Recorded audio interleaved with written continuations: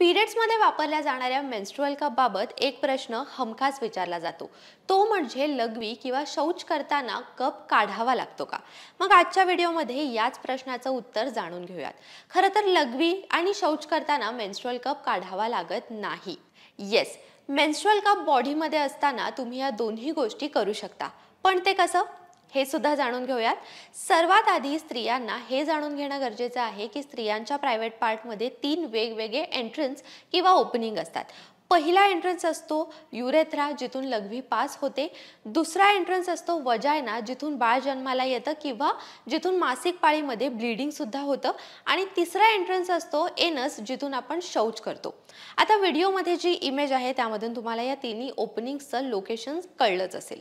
आता menstrual cup जो आहे तो वजायनल ओपनिंग मधून वजायनामध्ये इन्सर्ट केला जातो आणि लघवी किंवा शौच बाहेर पडण्यासाठी सुद्धा 2 वेगळ्या ओपनिंग्स आहेत, ज्यामुळे मेन्स्ट्रुअल कप घातलेला असताना सुद्धा तुम्ही लघवी किंवा शौच करू शकता.